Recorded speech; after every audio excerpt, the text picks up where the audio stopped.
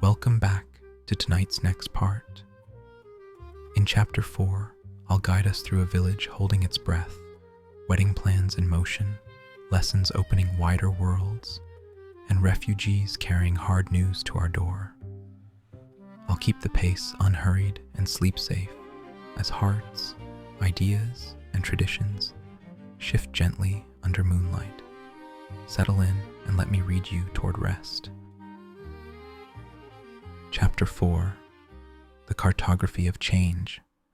The weeks following Zeitel's engagement passed with the peculiar temporal elasticity that characterizes periods of anticipation, each day simultaneously racing toward and crawling away from the approaching wedding, as though time itself were uncertain whether to embrace or flee from the changes that such ceremonies invariably herald. The house had taken on an atmosphere of controlled delirium, with Golda orchestrating preparations with the intensity of a general planning a campaign, though in this case the enemy was not foreign invaders, but the twin demons of poverty and social expectation, both equally capable of transforming celebration into catastrophe. It was during this period of matrimonial preparation, we were now a month away from the wedding date we had chosen, that I first began to notice the subtle shifts occurring within my household, changes as imperceptible yet irreversible as the erosion that transforms mountains into valleys given sufficient time and pressure. Hodel, my second daughter, had begun attending Perchik's lessons with an enthusiasm that transcended mere intellectual curiosity, her eyes acquiring a particular luminosity when discussing concepts that would have been as foreign to her grandmother as the geography of the moon: equality, revolution, the rights of workers, the obligations of the state to its citizens rather than the reverse. "Papa," she said to me one evening, as I sat attempting to calculate how many chickens would need to sacrifice themselves for the wedding feast, a mathematical problem complicated by the fact that we possessed neither sufficient chickens nor sufficient funds to acquire them. "Perchik says that, in the future, women will vote alongside men, will work in the same professions, will be considered equals in all things." "Does he now?" I replied, my attention still primarily focused on the impossible algebra of wedding economics. "And what does Perchik say about who will cook the meals and raise the children while these equal women are out being equal?" "He says," and here her voice took on that particular tone of reverent repetition that suggested she was quoting scripture, or at least what passed for scripture in the revolutionary theology Perchik preached, that such tasks should be shared, that there is no inherent reason why a woman should be more suited to domestic labor than a man. I looked up from my calculations to study my daughter, this creature I had helped bring into the world 17 years ago, who now stood before me advocating for a future I could barely imagine. She had inherited her mother's strong features, but wore them with a confidence that was entirely her own, as though she had taken the raw materials of heredity and fashioned from them something unprecedented. "And what do you think?" I asked, genuinely curious. She paused, considering, and in that pause I saw the struggle between the daughter she had been and the woman she was becoming, between the traditions that had shaped her and the ideas that were reshaping her. "I think," she said slowly, "that the world is larger than Anatevka, and that perhaps we should prepare ourselves for that larger world rather than pretending it doesn't exist." And as Hodel spoke of a larger world, my eyes went to Chava, who had said nothing at all. She was already living in other worlds, of course, the ones bound in paper and ink that she carried with her like a prayer shawl. I saw the revolutionary fire in Hodel's eyes and understood its danger, for fire can warm a house or burn it to the ground. But in Chava's quiet, I sensed a different element, like water, which does not argue or burn, but simply, patiently, wears away the stone of ages until the hardest certainties are turned to sand. I did not know then which I feared more. Before I could formulate a response to this philosophical challenge, Chava entered the room carrying a book, as she so often did these days, moving through our house like a visitor from another realm who happened to be temporarily residing in ours. At 15, she had developed a quality of apartness, as though she were observing our family life from a great distance, even while participating in it. "What are you reading now?" I asked, partly to deflect from Hodel's revolutionary pronouncements, and partly from genuine interest in what could so thoroughly capture my middle daughter's attention. "Turgenev," she replied, not looking up from the page. "Fathers and sons." "Russians," I muttered, "always so cheerful. Why not read something uplifting? The Psalms, for instance. King David knew how to balance lamentation with celebration." "The Psalms don't help me understand the world we live in," Chava said quietly, finally raising her eyes to meet mine. "Only the world we pray for." It was such a simple statement, yet it contained within it such profound implications that I found myself momentarily speechless. When had my children become philosophers?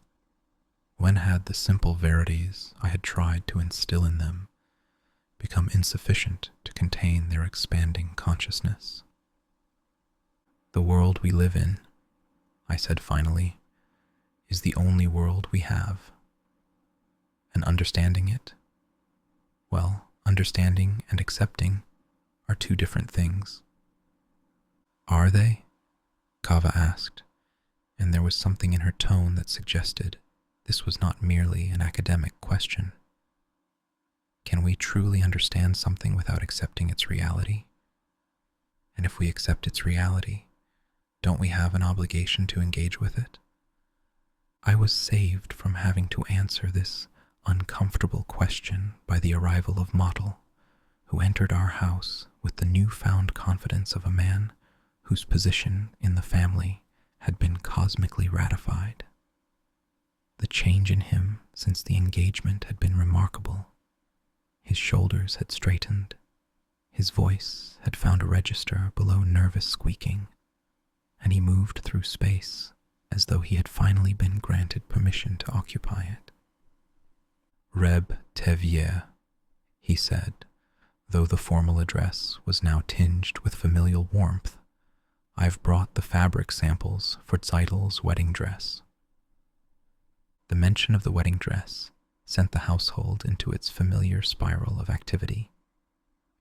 Golda emerged from the kitchen, flour still dusting her hands, to examine the samples with the critical eye of a woman who understood that a wedding dress was not merely clothing, but a statement of position, aspiration, and dreams made tangible in thread and cloth. Zeitel appeared as though summoned by the mere mention of her name, her face glowing with that particular radiance that brides-to-be seem to generate from some internal source of illumination. "This one," Golda declared, holding up a piece of fabric that, to my untrained eye, appeared identical to all the others. "This has the right weight, the right drape. It will move properly during the ceremony." "But can we afford?" I began. "We'll afford it," Golda interrupted with that tone that suggested the discussion was concluded before it had begun. "A bride needs a proper dress. We're not so poor that we can't give our daughter that much." We were, in fact, precisely that poor, but I understood that this was not about economics, but about dignity, about the stories we tell ourselves to make poverty bearable, about the small victories we claim against the overwhelming forces of privation. As the women gathered around the fabric, discussing mysteries of cut and construction that were as foreign to me as the Talmudic discussions were to them, I noticed Perchik standing in the doorway, having arrived so quietly that none of us had heard him enter. He was watching Hodel with an expression I recognized, but wished I didn't. The look of a man who has discovered something precious and is simultaneously exhilarated by the discovery and terrified of losing what he has found. "Perchik," I said, perhaps more sharply than I intended, "don't you have lessons to prepare?" "The lessons are prepared," he replied, not taking his eyes off Hodel. "I came to discuss the curriculum with you. I believe we should expand beyond basic Russian and mathematics. The girls show aptitude for more advanced subjects." "More advanced?" I asked, though I suspected I knew where this was leading. "History, particularly. The history of social movements, of changes in power structures, of the evolution of human consciousness from tribal to universal." "Universal consciousness," I repeated. And here I thought we were just trying to teach them to read and write. "Literacy without context is merely mechanical skill," Perchik said with the fervor of true belief. "To truly educate is to awaken the mind to its own potential, to show it worlds beyond the immediately visible." "And is that what you're doing?" I asked, looking pointedly at Hodel. "Awakening minds?" He had the grace to blush, but his conviction remained steady. "I'm trying to prepare them for the world that's coming, Reb Tevye. A world where the barriers between classes, between religions, between men and women, will crumble like the walls of Jericho." "The walls of Jericho," I observed, "crumbled because God commanded it, not because someone decided they were inconvenient to modern traffic patterns."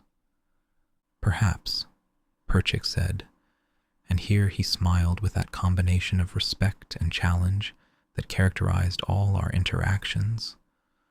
"God works through human consciousness. Perhaps revolution is simply another word for divine intervention. Or perhaps," I countered, "revolution is what we call it when we grow impatient with God's timing and decide to take matters into our own hands." Our theological, political debate was interrupted by the arrival of Yenta, the matchmaker, who burst through our door with the dramatic flair of someone bearing news of such import that conventional courtesy could be suspended. She was breathing heavily, her usual carefully maintained appearance somewhat disheveled, suggesting she had hurried here with unusual urgency. "Tevye! Golda!" she exclaimed, fanning herself with one hand while clutching her shawl with the other. "Such news! Such terrible, wonderful, confusing news." "Sit," Golda commanded, pushing a chair toward the older woman. "Breathe, then speak." Yenta sat, but her agitation prevented stillness. She shifted in the chair as though it were constructed of nettles rather than wood, her eyes darting around the room, taking inventory of who was present for this revelation. "There has been a pogrom," she said finally, the words falling into our midst like stones into still water, sending ripples of shock through the assembled company. "In Zhytomyr, 3 days ago, the entire Jewish quarter, destroyed." The fabric samples fell from Seidel's hands, floating to the floor like colorful obituaries. Model's newly acquired confidence seemed to evaporate, leaving him once again the nervous young man who understood his own vulnerability. Even Perchik, with all his revolutionary fervor, seemed momentarily stunned by this intrusion of brutal reality into our theoretical discussions. How many? Golda asked quietly, and in those 2 words was contained the entire history of our people, the terrible accounting we had been forced to maintain through centuries of persecution. 17 dead, Yenta replied, dozens injured, hundreds displaced. They say it started over a rumor, a lie about a Christian child. The old blood libel resurrected once again. The authorities did nothing. Some say they encouraged it. And the wonderful news? I asked, though I couldn't imagine what could possibly be wonderful in such a context. Ah, Yenta said, and here her expression underwent a peculiar transformation, as though she were simultaneously embarrassed and excited by what she was about to reveal. The refugees, some of them are coming here. To Anatevka, including... She paused for dramatic effect, a lifetime of gossip-mongering having taught her the value of timing, including Ephraim the scholar and his family. Ephraim the scholar, Golda repeated. The Ephraim who wrote the commentary on the Mishnah? The very same, Yenta confirmed, and his son, Fiedka. Such a learned young man, they say, speaks 7 languages, including Latin and Greek, can recite the entire Torah from memory, and handsome, like King David himself, they say. I noticed Chava had grown very still, the book in her hands forgotten, her attention entirely focused on Yenta's words. There was something in her expression that sent a warning through my paternal instincts, though I couldn't quite identify its source. When will they arrive? Golda asked.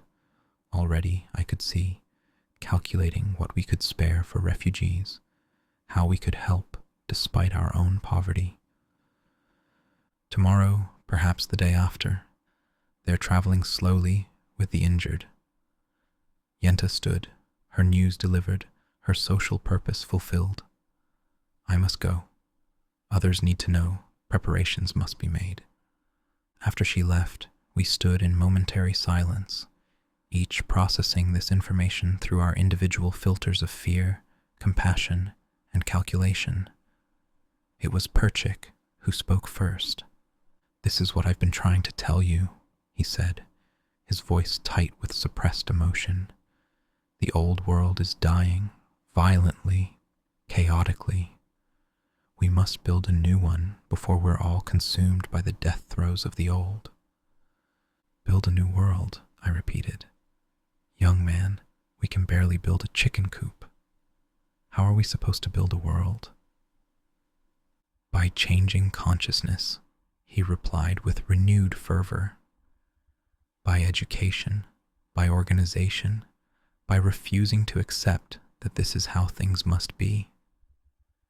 And while we're changing consciousness, I asked, who protects us from those whose consciousness remains unchanged? Who stands between us and the next pogrom? He had no answer for that, and in his silence I heard the eternal problem of idealists confronted with immediacy, the gap between what should be and what is, between the world we can imagine and the world we must inhabit. The rest of that day passed in a strange suspension of normalcy. We went through the motions of our daily routines. I did my milk rounds, Golda cooked and supervised. The girls attended to their tasks, but everything was colored by the knowledge of tragedy just beyond our borders, by the understanding that our small island of relative peace existed at the sufferance of forces we could neither control nor fully comprehend.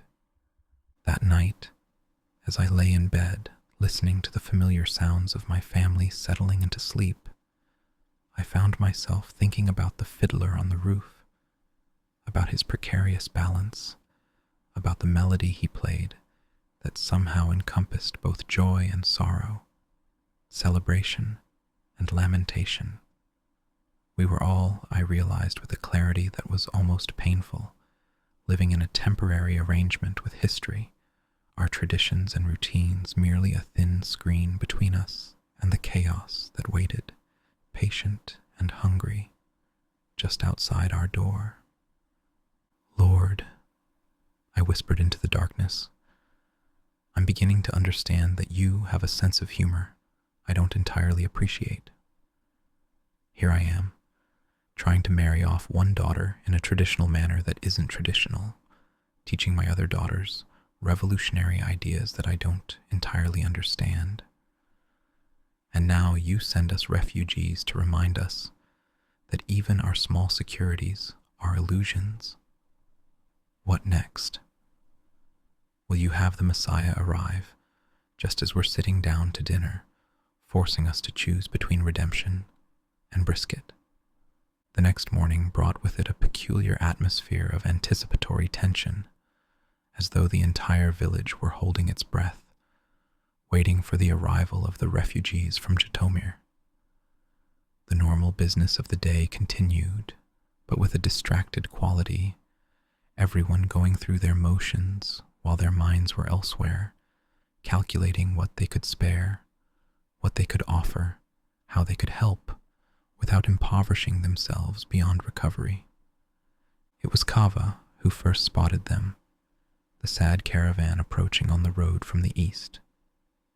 She had positioned herself at the window with her book, though I noticed she had read the same page for the past hour, her attention focused entirely on the road rather than on Turgenev's prose. They're coming, she said quietly, and the simple statement set the household into motion.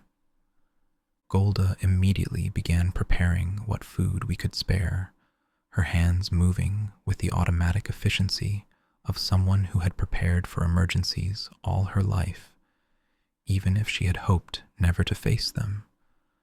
Zeitel and Hodel gathered blankets and clothing, while the younger girls were sent to draw fresh water from the well. I went out to meet them, along with several other men from the village, our small delegation of welcome for those who had lost everything to hatred's arbitrary violence. As they drew closer, I could see the exhaustion written in their postures, the way they moved as though each step required a conscious decision to continue, the hollow look in their eyes that spoke of horrors witnessed and barely survived. Ephraim the scholar was immediately recognizable, not because of any particular distinguishing feature, but because he carried himself with that unmistakable bearing of a man who had spent his life in study, whose shoulders were curved from years of bending over texts, whose eyes held that peculiar combination of wisdom and bewilderment that characterizes those who understand the theory of existence but are perpetually surprised by its practice. His son, Fiedka, was another matter entirely. Yenta had not exaggerated. He was indeed handsome, with the kind of classical features that suggested nobility of both breeding and character. But what struck me most was his eyes, which held an intelligence that seemed almost fever-bright, as though ideas burned within him with an actual thermal presence. He was supporting an elderly woman, his grandmother perhaps, with a gentleness that spoke well of his character. "Welcome to Anatevka," I said, stepping forward. "I am Tevye. We have prepared what we can." Ephraim looked at me with eyes that seemed to see through to my soul and find it, if not wanting, at least familiar. "Thank you," he said simply, but in those two words was contained such a weight of gratitude and grief that I had to look away. We escorted them into the village, where the women had prepared a reception of sorts. Nothing elaborate, for elaboration was beyond our means, but sufficient to convey that they were among friends, or at least among those who understood that today's refugee could be tomorrow's host, that suffering was the universal currency in which we all traded.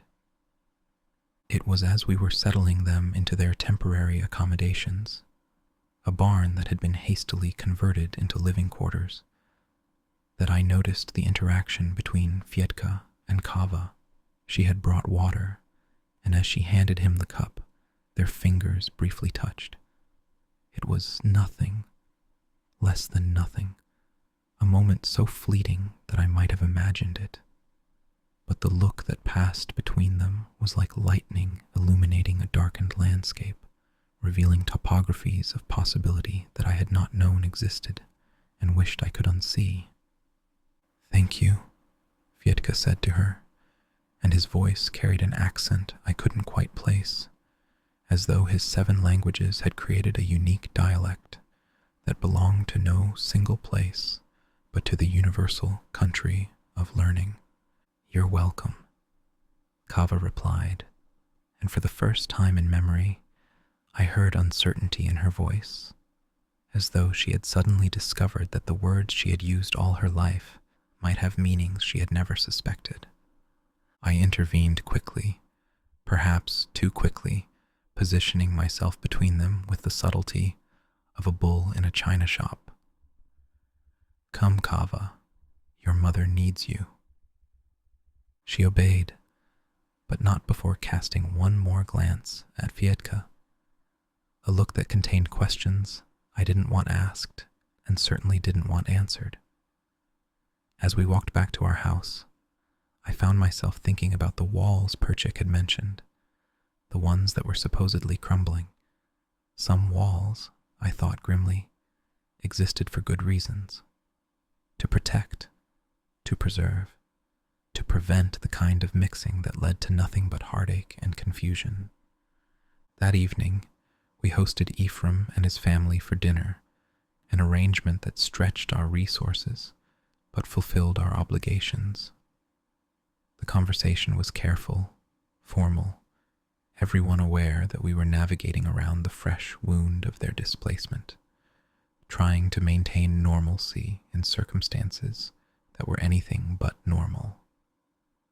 It was Perchik who eventually broached the subject we were all avoiding. "The pogrom," he said, his voice gentle but insistent. "Was it spontaneous or organized?" Ephraim set down his spoon. He had been eating with the mechanical determination of someone who understood that food was fuel, necessary for survival even when appetite had fled. "Does it matter?" he asked. "Whether the hatred is spontaneous or organized, the result is the same. We lose our homes, our possessions, sometimes our lives. The only difference is whether the murderers feel guilty afterward." "It matters," Perchik insisted, "because organized violence can be countered with organized resistance.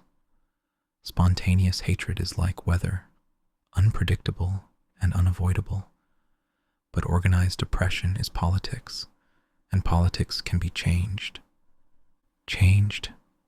Ephraim repeated, and there was something in his tone that suggested he had heard such arguments before and found them wanting.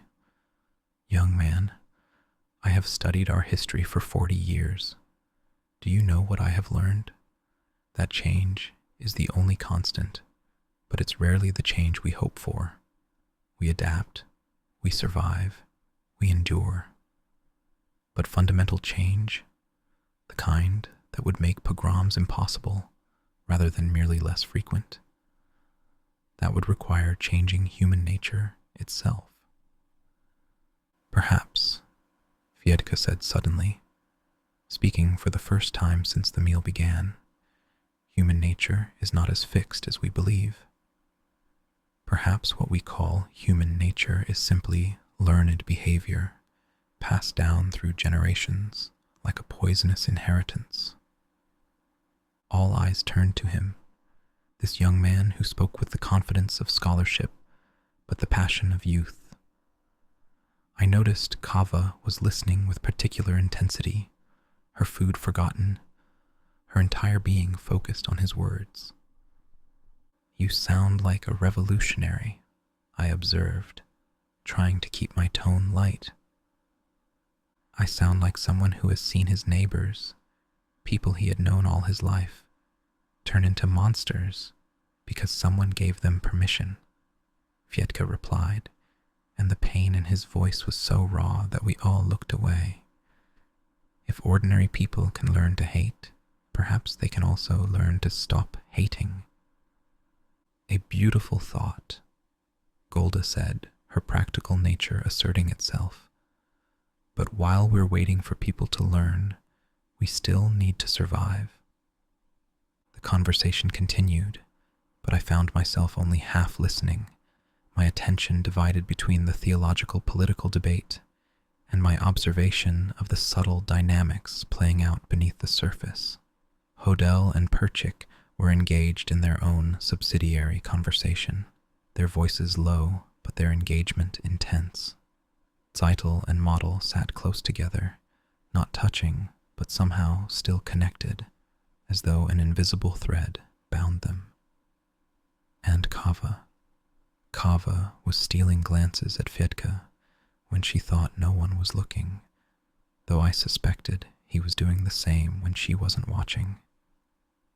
My 5 daughters, I thought with a mixture of pride and terror, each one finding her own path through the labyrinth of existence, each one challenging in her own way the traditions I had thought would guide them safely through life. Zeitel choosing love over security, Hodel embracing ideas that would have been heresy to her grandmothers, Chava drawn to something I didn't even want to name, and the younger two, Sprintsu and Bielku, watching it all with wide eyes, learning lessons I hadn't intended to teach.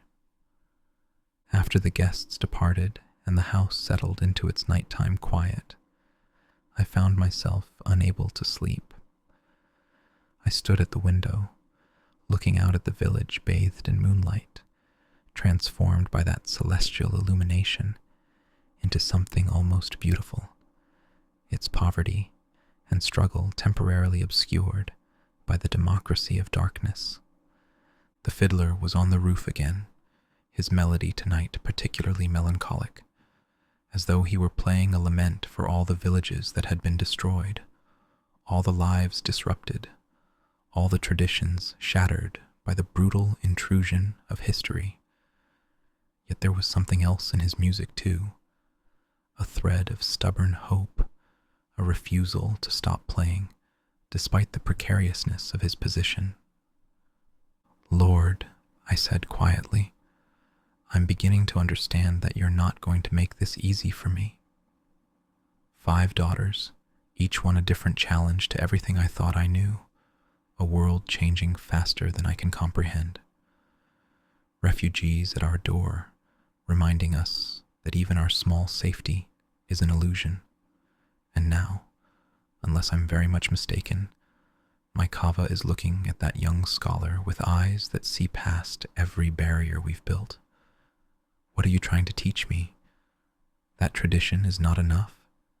That love conquers all?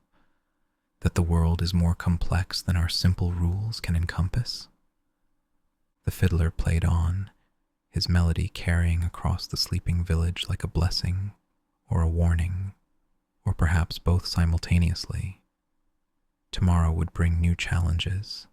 The wedding preparations would continue. The refugees would need to be integrated into our community. My daughters would continue their education in subjects both traditional and revolutionary. And I would continue my balancing act, trying to maintain equilibrium in a world that seemed increasingly tilted toward chaos. But tonight, in this moment of suspended time, I could almost understand the fiddler's compulsion to climb to the roof, to position himself between earth and heaven, to play his music despite the danger. We were all, in our various ways, trying to find that perfect position where we could see both where we had come from and where we were going, where tradition and change could coexist, where the melody of the past could harmonize with the symphony of the future. I returned to bed, careful not to wake Golda, and closed my eyes. Tomorrow would bring what tomorrow would bring. Tonight, I would rest, gathering strength for the battles and blessings that awaited, for the changes I couldn't prevent and the traditions I couldn't abandon, for the love that complicated everything and made everything worthwhile.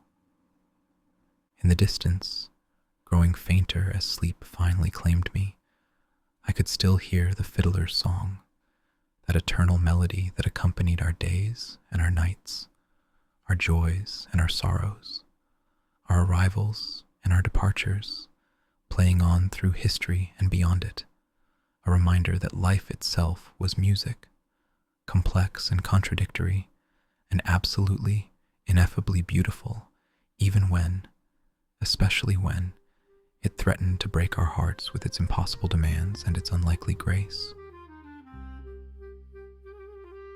Thanks for spending some time with me tonight. I hope I helped you unwind and drift a little closer to sleep.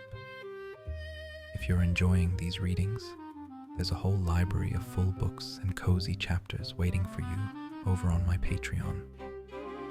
If you are already a member, then I thank you. It includes exclusive content, bonus episodes, and early access to new releases. You can also become a YouTube member if you haven't already, to listen ad-free and explore hundreds of other relaxing readings anytime you like. I'd love to have you there. Sweet dreams, and I'll see you in the next one.